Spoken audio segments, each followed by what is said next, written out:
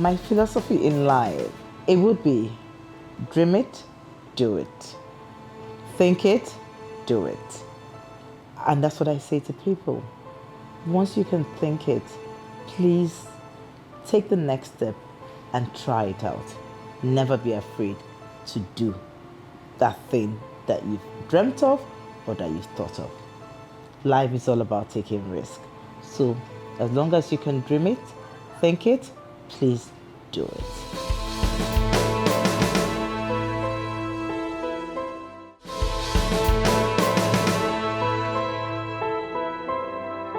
Ndidi Obioha is first and foremost a serial entrepreneur.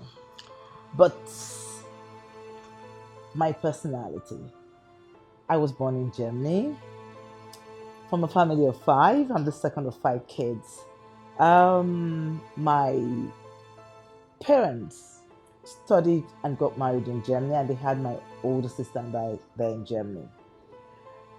I went to Federal Government Girls College, Owerri, secondary school. And then university, I went to Obafemi Awolowo University, where I studied international relations. I would usually describe myself as a very free-spirited person. And I owe my parents all the thanks in the world for instilling in us that confidence, the ability to express ourselves. Never, they did, my parents always taught us, never be afraid to express yourself once you believe in what you're doing or whatever it is you're thinking. Another thing my dad always taught us was make sure you don't have a skeleton in your cupboard. That way, it's easy for you to want to express yourself. And the other life lesson I remember my parents taught us growing up was never do bad as you go up, because you might meet the same people that you met up there on your way down. So these are life lessons that helped me or has helped me become or shaped me to who I am today. I'm married, happily married. I've got three beautiful, amazing children. I call them my entertainers. Two boys and a girl. I run an event management company and also fashion clinic. And also have tried my hands out in different other things, which is how I bagged the name serial entrepreneur. Not being afraid to try. Once I think it, I dream it, I want to do it.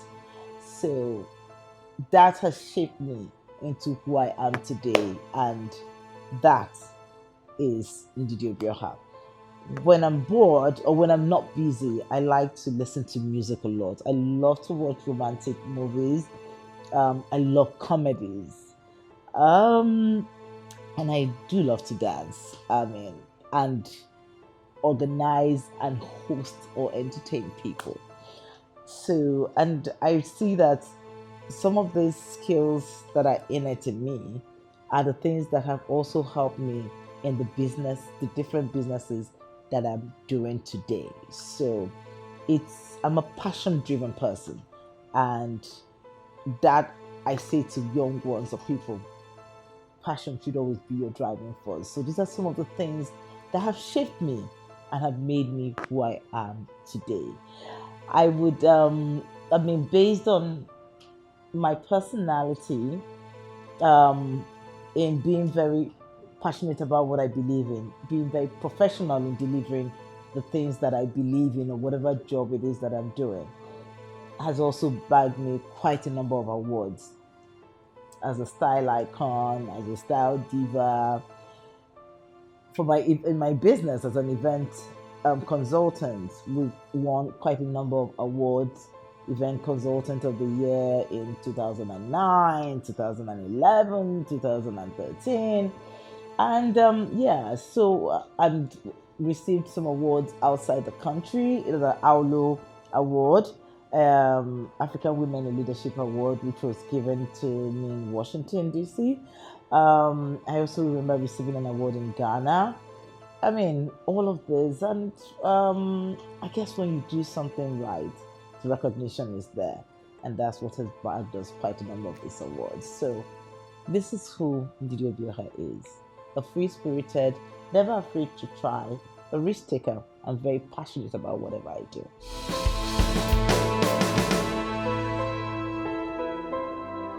The vision to become an entrepreneur. Okay, to be honest, I would say it's something that's always been in me. But I mean, these are things that you realize as time goes on.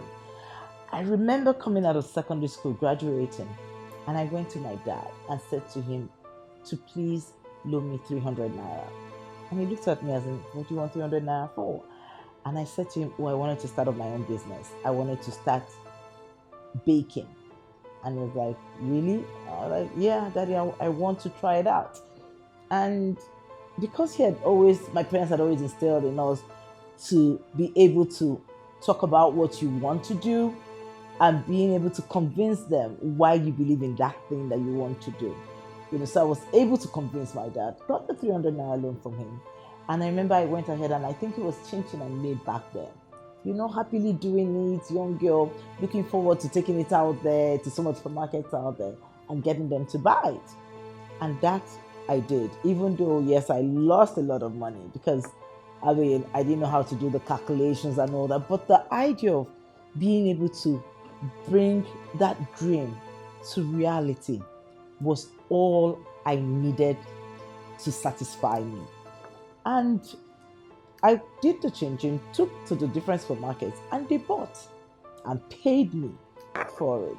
I mean, my dad, after a few months, looked at me and said, my darling daughter, you're just losing money here and all of that. But just the fact that I tried that thing I thought of was all I needed to encourage me, to keep me going.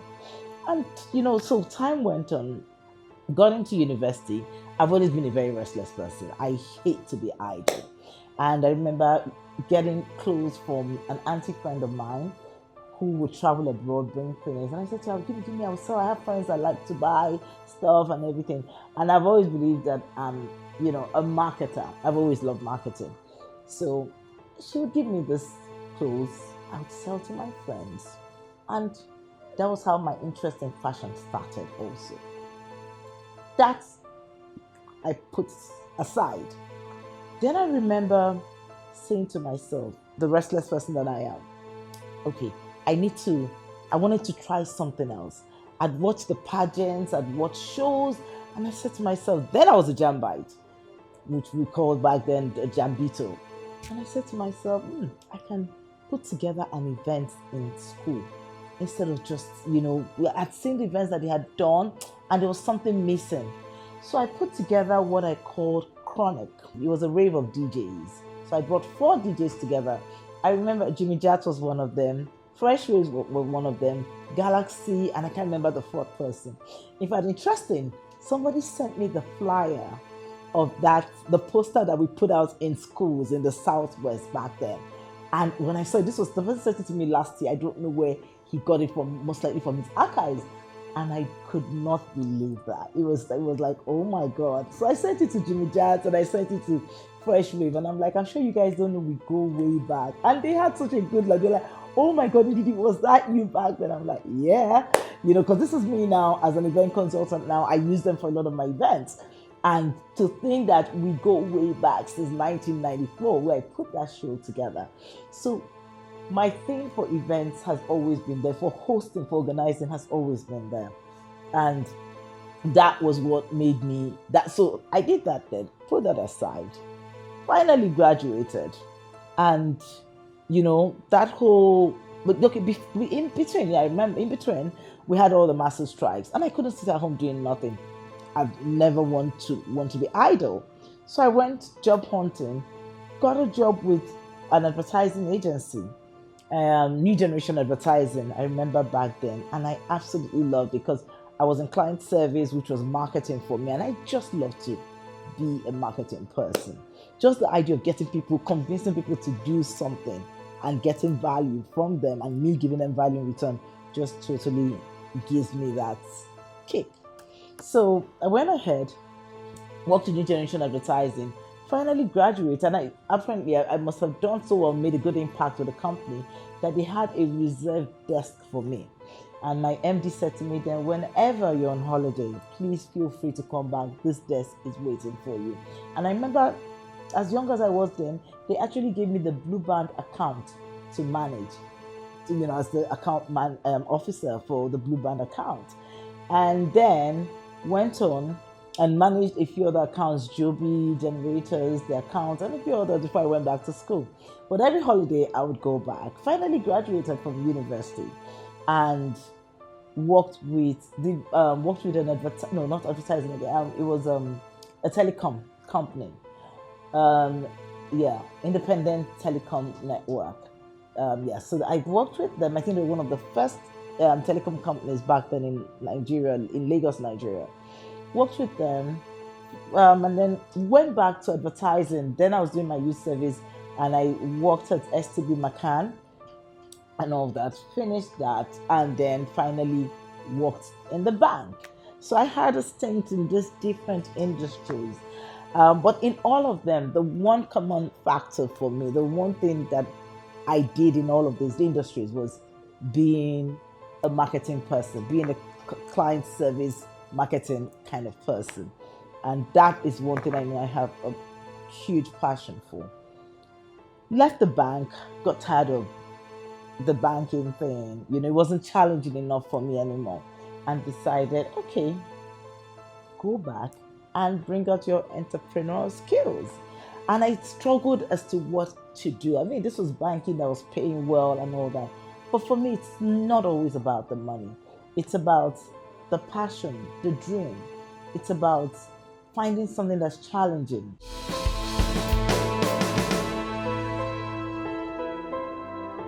So I decided it was time for me to leave the paid employment.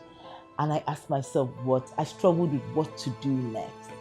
And one thing I always look out for is where there's a gap, try to fill it in, try to find something to fill in that gap. And so I looked at the salon business. I was living on the mainland then. We had very good hairstylists, but we never had a conducive environment where people could go get their hair done. So I used to come all the way to the island to get my hair done. And I'm very passionate about good hair, looking good and all that. So while I was in the bank, people thought I even had a salon at home because every week I'd have my hair done. But I used to make that trip all the way to the mainland. So I said to myself, okay, this is one way to start. So I went ahead and opened what I called a very conducive environment where people could get their hair done because we had the stylist already. And what was conducive about this environment, it was a much bigger, very big space. People would get served, top-notch service, customer service. People would get served, coffee, all of that, those little details, because I always believe in carving a niche for yourself in anything that you do. So that was what I brought to the table. And before I knew it, I got signed on as the official hair salon for MBGN pageant. I got signed on as the official hair salon for the Bridal Wedding Planner magazine. And in less than 6 months of opening the salon, we became a household name. We started competing with the likes of salons that already existed. People would, giving awards, they would nominate the salon in less than 6 months. And for me, that was the beginning of my journey into the entrepreneurial person that I am today. So the salon gave birth to the event business. How did this happen? So the brides would come to get their hair done because, like I said to you, we're the official salon for Wedding Planner magazine. So a lot of brides, that was the bridal Bible, back then. So a lot of brides would buy it and see the hairstyles, see the wedding dresses and all of that. So they'll come to us to get their hair done. So we'd always do a consulting thing. It's not just about coming to get your hair done. We'll consult, we'll find out what kind of outfit you're wearing, we'll find out the accessories and all that. And I would come up with a lot of the styles and get my stylist to implement, because like I said, I'm not a stylist. And I remember this bride one day that came after discussing her hairstyle. She started lamenting on the stress she's going through putting together her wedding, stressed with her in-laws. And I said, so I just was advising her, we just got chatty. And I said to her, you know what? I now told her about my wedding, how I put together my wedding, got my wedding on a boat and blah, blah, blah, and all of that. And she found it very interesting. The next thing she said to me was, Madam, you're full of ideas. Please plan my wedding. I'm like, are you kidding me? Are you for real? She was like, yes, please plan my wedding. Please, I can't deal with the stress. I'm like, okay. This is me. I've always planned parties at home. I love to host. Every December, I would have people come around, host them. But I never thought of it as a business. And that was my break. And I did that wedding. And that wedding got me 3 other events. And that was how the event business was given birth to. And the event business gave birth to the bridal business, where we had a one-stop shop, wedding dresses, everything wedding, anything you wanted to find regarding your wedding, the tiaras, the outfits, everything. And so you come, buy all that you need for your wedding, and also have us plan your wedding. So we had an amazing package. So we did that. And then the wedding dresses gave birth to the red carpet dresses. So people would see things I would wear to the weddings I'm doing or the events that I attend, and people were like, I love this, I want to buy, where did you get it from? And I just thought there was a gap there. People are looking for this kind of pieces. Why don't I bring it in and tap into that? And that's how the red carpet, or the dresses, the occasion dresses, was given birth to. And Enthyst Fashion Klinik finally came to bear. Enthyst Fashion Klinik then gave birth to Event Pros, the TV show. So in doing the weddings, doing all the events and all that, I realized it was time to give back. I realized that a lot of people did not see the true impact of an event planner or consultant. If people will come to the event, everywhere is all done up, everything is all ready, and they're like, oh, what does the event planner do? So I said, no, I needed to teach. I needed to educate people. And so I came up with Event Pros, which was an infotainment reality show where I would show what it takes to put together an event. And we had that on African Magic for like 2 years and all that. And yeah, so I did that. And then the restless me, I thought I needed to do something else. I was getting a bit whatever. So I thought to go into production or manufacturing, more like. So I opened up a bakery. Yes, I did open up a bakery. So people see me and say, Ndidi, what's up? What's next?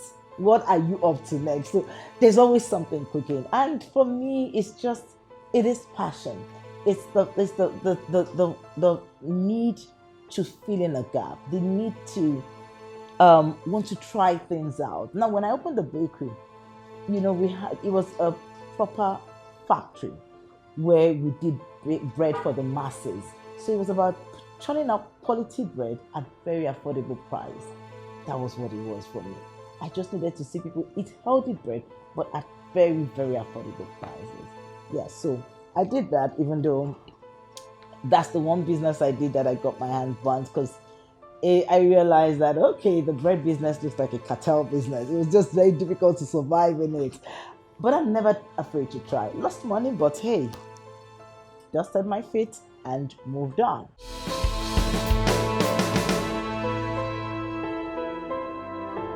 The event part of the business has continued to evolve. Now we've carved a niche for ourselves in the area of burial services. But the funny thing is, I remember back then, I used to say to people, the first burial I ever did, I remember clearly, was for a dear friend of mine, her husband's burial. He died in England. And she calls me from there and says, Ndidi, please, I need you to do this. You're the only one I can give this to. And she's a very dear friend of mine, so there's no way I could say no. And this is me that I'd always said to people, I don't do burials, I only do happy events, But because a friend needed me at that time, I had to put that aside and be there for my friend. And we put together that burial, and it was such a huge success by God's grace. that now put our name out there. So Enthyst now started doing one burial after the other, one burial after the other. At some point, I took a break because it was too emotional for me, because I mean, at every burial I would do, I would cry, when I see people. So it was a bit emotional for me. So I realized I wasn't emotionally ready. So I took a break. And then, like 4 years down the line, a friend of mine now calls me when he lost his 23-year-old son and said to me, Ndidi, you're the only one that can put together this burial for us. And I literally almost passed out. I'm like 23-year-old. That's not too far from my son's age. I think that's the most emotional event I ever did. But we did that and it was so well done. I mean, when we use the word well done in burials, we talk about giving a very befitting burial to a loved one.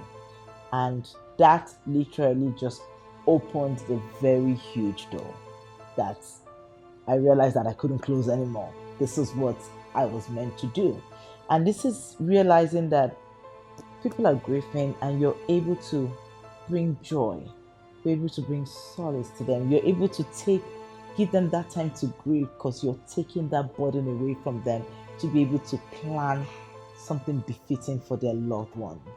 And we literally have made a name for ourselves in that area, and we've been doing back to back. But the joy in knowing that the satisfaction from the people that they've left behind, knowing that they've given that their loved one a very befitting burial, totally gives us that pride and satisfaction. So that's the area where we've carved out a niche for ourselves right now.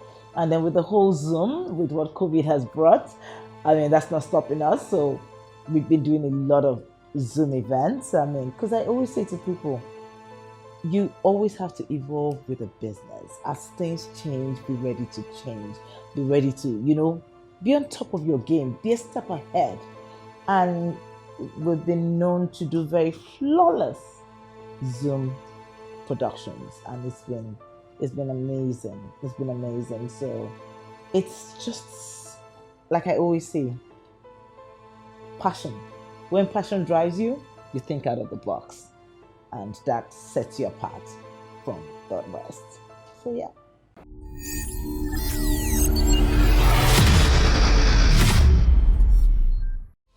As an entrepreneur, one of the areas that's been very dear to my heart is with the young girls, um, which we call hostesses and ushers for events. So, one of the things I do, or Enthyst does in engaging their services, is we make them understand that there's pride in whatever they decide to do, even as ushers. So it's about, instead of being idle as a student, because most of them are students, a few of them are undergraduate, but most of them are students. Instead of being idle, find a source of livelihood, which is being able to work as an usher or a hostess, instead of relying on other ways of making money that's not as dignifying, but being able to encourage them and create that platform, create that job opportunity every time for them to have some way of making an income. So and every time I engage their services is an opportunity for me to talk to them, for me to imbibe one or two things in them, and it gives me joy in being able to do that. Another aspect would be in the entertainment industry. So we usually would use the company's platform, Enthyst platform, as an event company to create that platform for some of these upcoming entertainment people in the industry, be it musicians, be it comedians, MCs and all that, to perform at some of these events. And I mean, there are quite a number that we've been able to give that platform, and I've watched them become so big. It gladdens my heart so much. It gladdens from that one or two or three platforms that we gave them has totally put them out there, and they've literally gone so big. We make sure we afford people that opportunity to, and that's by giving them the platform to be able to showcase themselves and their talent to people. Yeah. And then, um, job opportunities.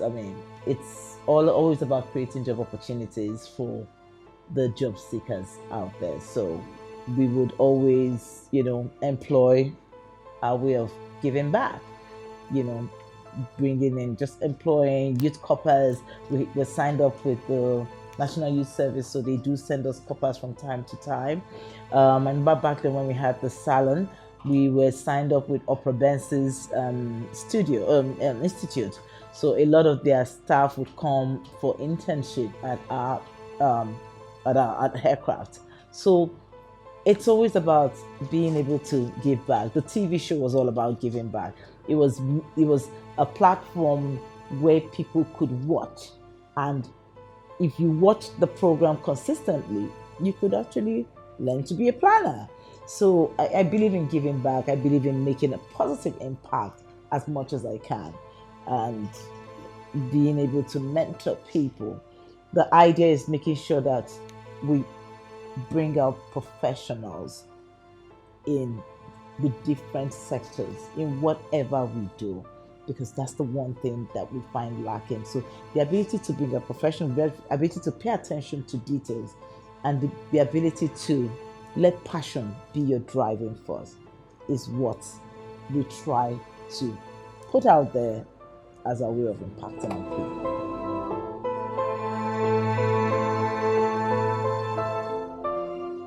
My advice to upcoming entrepreneurs would be my philosophy also. Dream it, think it, do it. Never be afraid to try. That whole idea of the fear of the unknown can limit you so badly. So always find what you're very passionate about. Let passion be your driving force. Because when you make passion your driving force, what happens is whether you make money or you don't make money, you're happy doing what you're doing. And the money would eventually come. So passion is your number one driving force. Your watchword should be professionalism. In whatever you do, try to be very, very professional. It would always help you stand out. Pay attention to details, especially for those that want to become event consultants, event planners. That attention you pay to details totally makes a world of difference in the way you execute whatever it is, or you implement whatever it is, that whatever brief that you've conceptualized. So it's very important that you imbibe these things and be ready to take risks. For an entrepreneur that says, an upcoming entrepreneur that says, but what about funding? Event planning, the beauty about event planning is you really don't need funds to start. As an event planner, you conceptualize, you define, you plan, manage, execute, implement, you source. So by the time you're sourcing the vendors, put together your budget and send to the client. A lot of times the client will pay a certain percentage for you to be able to execute the job. So it's about being a very creative person in the first place. Because you see, clients will be comfortable when they think you know your onions. So they're willing to part with that, whatever the budget, the money is, knowing that, I say to people, your event planner is like your doctor. Is whatever you say that is wrong with you, that he or she would know where to start treating, or where to start, sorting out whatever you need sorted out. So, but you need, as a planner, to be able to convince the client that you do know your onion. So I always say, make sure you get that training. Make sure you find the right mentor. Make sure you go the whole hog of the practical bit of planning, even when you've learned the theoretical aspect, because the practical bit is a whole different ballgame, and that's really what helps you execute at the end of the day when you do become a planner. It helps you know the different challenges that can come up, and then helps you understand how to proffer solutions when those challenges do come up from the practical experience you get. So it's very important that you get trained. The practical aspect of that training is very, very key. But in all of it, dream it, think it, believe in yourself, and do it.